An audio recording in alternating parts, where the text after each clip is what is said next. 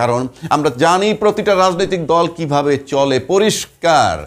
The only way cash and kind পেতে হয় তাদের নানান জায়গা থেকে, নানান সোর্সে, এবং এটাই একমাত্র রাজনৈতিক দল পরিচালনার ওয়ে।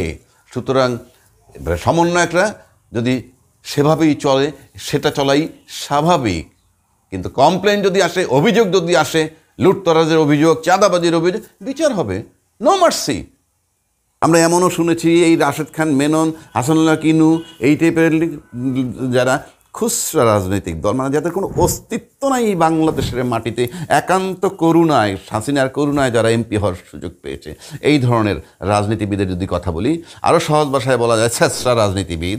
এরা কিন্তু যখনই শুনতো যে বাংলাদেশে একটা টেন্ডার হচ্ছে, ওই সচিবের কাছে গিয়ে সচিব সাহেবরা আবার তাদের জন্য কিছু অ্যারেঞ্জ করে রাখতো, 50,000, 1 লাখ, 2 লাখ, ওটা তো 200 কোটি টাকার কাজ।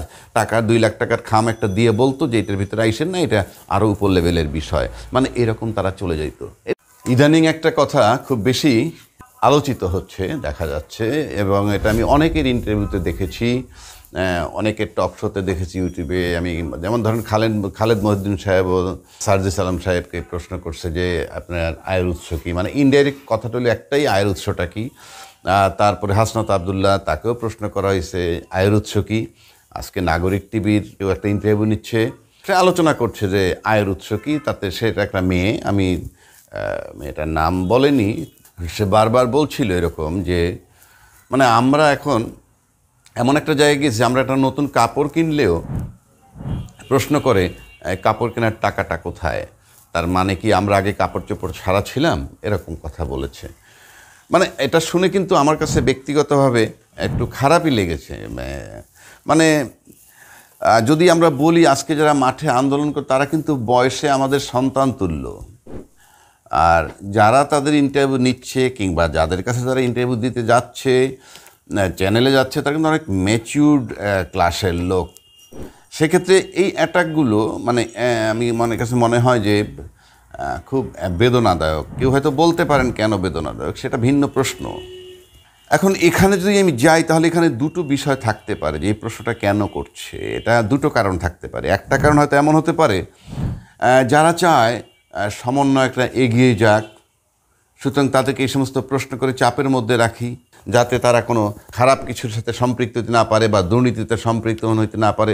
ভালো, সেই চিন্তাটা খারাপ নয়, কিন্তু সেই চিন্তাটার জন্য কিন্তু অন্যভাবে অ্যাডভাইস দেওয়া যায়।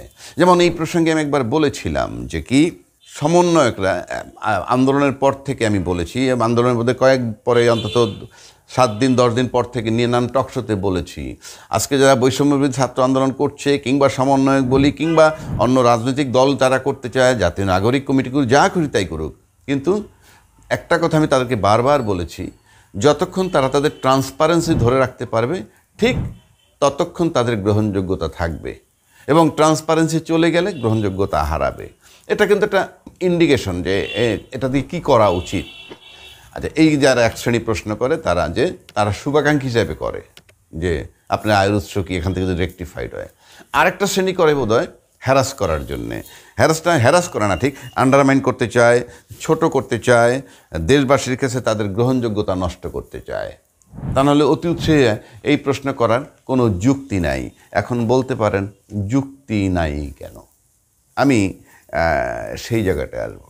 আচ্ছা, আমরা যদি এই বিয়ের দিকে তাকাই, পৃথিবীতে একটা ধনিক শ্রেণী আছে। রাজনীতি থেকে যদি আমরা ভাগ করি, 2টা ভাগে ভাগ করা যায়। একটা শ্রেণীর সরাসরি মাঠে ময়দানে রাজনীতি করে এবং তাদের উদ্দেশ্য থাকে ক্ষমতায় থাকবে। আর একটা শ্রেণীর কিন্তু একটা রাজনীতি আছে, সেটা হলো ধনিক শ্রেণী। তারা কিন্তু রাজনৈতিক দলের সাথে সম্পৃক্ত থাকে ঠিক বলবো না, রাজনৈতিক নেতৃবৃন্দের সাথে তাদের একটা ওঠা বসা থাকে, একটা সম্পর্ক থাকে, ভাইস ভার্সা, দুই পক্ষই রাখে। কেন রাখে? যেমন ভারতের আম্বানির দিকে যদি তাকাই, ভারতের আদানির দিকে যদি তাকাই, ভারতের আরও ধনাঢ্য ব্যক্তির দিকে যদি তাকাই, তারা কিন্তু কেউ মন্ত্রী এমপি কিছু হচ্ছেন না, কিন্তু তাদের যে ফিনান্সিয়াল যে পেরিফেরিটা আমরা দেখি, তারা কিন্তু কোঅপারেট করেন বহু রাজনীতিবিদকে, সহযোগিতা করেন। ক্যাশ এবং কাইন্ডের মাধ্যমে। একইভাবে যদি আমি আমেরিকায় ডোনাল্ড ট্রাম্পের নির্বাচন সম্প্রতি দেখলাম, ইলন মাস্ক একজন ধনাঢ্য ব্যক্তির নাম এসেছে যিনি বহু টাকা ব্যয় করেছেন তার নির্বাচনী প্রচারণার জন্যে। একইভাবে যদি বাংলাদেশের ধনিক শ্রেণীর কাছে আমরা আসি, আমরা দেখি যে হ্যাঁ, সেখানে রাজনীতিবিদরা, আমরা দেখি যে রাজনীতিবিদদের থেকে তারা কোঅপারেট করে। আমরা আমরা আমরা অনুমান করে দেখেছি, কেউ কেউ সরাসরি বলেছেন এই ধরনের রাজনীতিবিদ এরা। আমি রাজনীতিবিদদের দোষ দিচ্ছি না, আমি ধনিক শ্রেণীর কথা বলছি। রাজনীতিবিদরা চলে কিভাবে? এখন আসেন আপনি যারা বড় মাপের রাজনীতিবিদ, মানে পার্থক্য আছে একটা। এই যে ধনিক শ্রেণী যাদেরকে কোঅপারেট করেন রাজনীতিবিদদের মধ্যে, পার্থক্যটা কোনটা? যে সমস্ত দলগুলায় ক্ষমতায় ছিল বা পালা বদলে নানান সময় ক্ষমতা আসছে, যে যখন ক্ষমতা আসে তখন সেই ধনিক শ্রেণী ওই ক্ষমতাসীন রাজনৈতিক দলের সাথে গিয়ে ভিড়ে, টপ লেভেলে, কারণ তারা থাকে মন্ত্রী মিনিস্টার, এখানে ভিড়ে, এবং ভিড়ে গিয়ে তাদেরকে ক্যাশ এবং কাইন্ডের সহযোগিতা করে। এটা একদম পরিষ্কার স্বচ্ছ। কিন্তু এরা পাওয়ারে থাকে বিদায়, পাওয়ার থেকে যখন চলে যায় বাইরেও তাদের যথেষ্ট দাপট থাকে, কারো প্রশ্ন করার সাহস থাকে না আয়ের উৎস কী। এবং আমরা দেখেছি, যেমন ধরুন যে আওয়ামী লীগ যে 16-14 বছর লুটতরাজ করেছে, নানান অর্গানাইজেশন দখল করে রেখেছিল এবং নানান চাঁদাবাজি করেছে, সেই আওয়ামী লীগ চলে যাওয়ার পর সেই জায়গাগুলো কিন্তু খালি নাই। বিভিন্ন কর্পোরেট অফিসে এখন অন্য রাজনৈতিক দল কিন্তু সেখানে যায়নি, তা কিন্তু নয়। আর যারা ছোট দল, ছোট দল, নাম বলার দরকার, নাম বললে হয়তো মনে হবে ছোট দল কি। বাংলাদেশে এখনও ছোট অনেক দল আছে, নিজে দাঁড়াইলে ইউনিয়ন চেয়ারম্যানে দাঁড়াইলেও পাস করবে না, কিন্তু দাপট আছে, তারা ওই কথা বললে পত্রিকায় আসে এবং তারা নানান জায়গা থেকে টাকা নেয়, ক্যাশ কাইন্ড তাদেরকে কোঅপারেট করে। ওই বললাম, যে সময় যারা পাওয়ারে থেকে থাকছিল বা পাওয়ারে যাইতে পারে, হয় পাওয়ারে নয় বিরোধী দলে, এইরকম যারা, তাদের কাছে ওই সমস্ত ধনিক শ্রেণী সে ভিড়ে তারপরে গায়ে পড়ে তাদেরকে ক্যাশ অ্যান্ড কাইন্ডের কোঅপারেট করে। আর যারা খুচরো দল, তারা তাদের কাছে গিয়ে ভিড়ে ক্যাশ এবং কাইন্ডের সহযোগিতায় নেয়, what ever the form is, যে ফর্মেই নেক। কিন্তু আজকে যারা সমন্বয়ক, তারা এমন একটা জায়গায় আছে যে সমন্বয়করা কিন্তু একটা নতুন দল গঠন করতে চাচ্ছে, জাতীয় নাগরিক কমিটি বা একটা দল গঠন করতে চাচ্ছে, প্লাস তারা নানান কর্মকাণ্ড করতেছে, তাদের নিয়ে প্রশ্ন উঠছে, তাদেরকে নিয়ে নানানজন ইন্টারভিউ নিয়ে প্রশ্ন জিজ্ঞেস করে, আয়ের উৎস জিজ্ঞেস করে। তারা এমন একটা জায়গায়, তারা কিন্তু ক্ষমতায় যাওয়ার মতো দল নয়, মানে দৃশ্যমান এখন পর্যন্ত। কিন্তু ক্ষমতায় যাওয়ার মতো দল একটা সরাসরি মাঠে আমরা দেখতেছি, যারা দল ক্ষমতায় ছিলেন এবং পতিত সরকার, তাদেরও কিছুর প্রভাব পাওয়া যায়।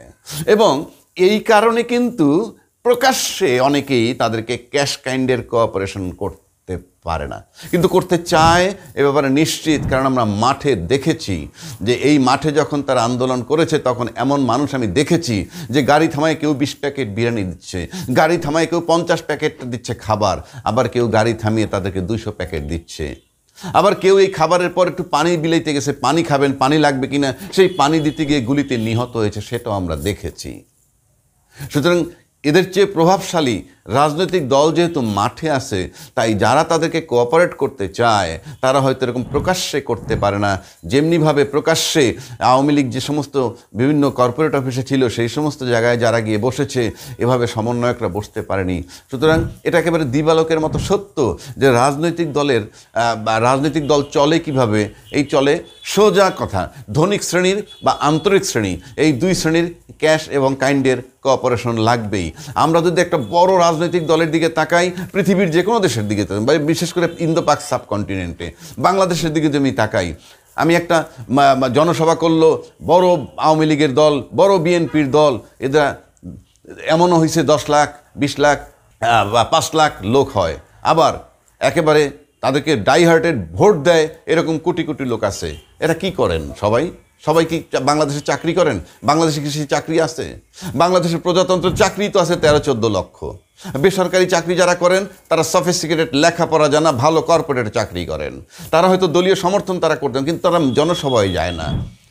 তাহলে সেগুলা কিভাবে চলে? এভাবে যদি আমরা চিন্তা করি, আমি ব্যক্তিগতভাবে এটা কোনো দোষ নয়, কারণ এভাবেই চলে, সারা বিশ্বে এভাবে চলে। আমরা যদি তাকে এই প্রশ্নটা বারবার করার মানে হচ্ছে, আমি মনে করি কোনো রাজনৈতিক দলেরই এই প্রশ্ন করা উচিত না। যে ভাই আপনার দল কিভাবে চলে, আপনার মিছিল মিটিং কিভাবে হয়, খরচ কিভাবে হয়। আর দুর্নীতি আপনার চোখে যদি নলেজে যদি আসে অবশ্যই বিচার হবে প্রচলিত আইনে। সমন্বয়করা বলতেছে আমাদেরকে গাড়ি দেয়, আরে সমন্বয়কদের মানুষকে ভালোবাসে, আমি ভালোবাসি কি বাসি না, আমি সমন্বয়ককে পছন্দ করি কি করি না, আমি কোনো রাজনৈতিক দলের পছন্দ করি কি করি না, কোনো সাবজেক্টই তো না আমার। কিন্তু প্রশ্ন হচ্ছে রাজনীতিটা চলে, রাজনৈতিক খরচটা আসে কোত্থেকে, এটা তো সবাই জানি আমরা। তার ভিতরে যদি কোনো অন্যায় হয়, অবিচার হয়, কমপ্লেন আসে, বিচার হবে। কিন্তু আমরা সকাল বিকাল এগুলো আমার কাছে মনে হয় না খুব ম্যাচিউরড ওয়ার্ক, যে আপনার রাজনৈতিক দল কিভাবে চলে। আপনি ক্ষমতায় থাকলে আপনার টয়লেট করবেন, সেখান থেকেও যদি আপনি মনে করেন যে খুব দামি পারফিউমের গন্ধ পান, এটা তো ঠিক নয়। আমি তো অনেক কথা বলেছি, সমন্বয়কদের বিরুদ্ধে আমি কথা বলি। আসিফ সমন্বয়ক থাকলে এখন উপদেষ্টা, আমি তার প্লেন হেলিকপ্টারের 6 দিনে কত বলেছি তা নিয়ে সমালোচনা করেছি। ওটা সে পারে না, ওখানে সে সরকারে বসছে। কিন্তু এরা চলবে কিভাবে বা আয়ের উৎস কী, এই প্রশ্নটা ভাই অবান্তর। এখন যদি কেউ, আমার যদি ফ্ল্যাট হয়, কারো যদি ফ্ল্যাট হয়, এবং সেই ফ্ল্যাটের ভিতরে যদি আপনি কোনো রকম দুর্নীতির গন্ধ না পান, কোনো কমপ্লেন না পান, তাহলে আজকে তো লন্ডনের একটা ফ্ল্যাট নিয়ে একজনের মন্ত্রিত্ব চলে যাচ্ছে। তো সেরকম পরিস্থিতিতে তো তারা সবাই আইনের কাঠগড়ায় যাবে। কিন্তু সকাল বিকালে এই প্রশ্ন আপনাদের আয়ের উৎস কী, এটা তো আমি ব্যক্তিগতভাবে আমার কাছে আমাকে হার্ট করে।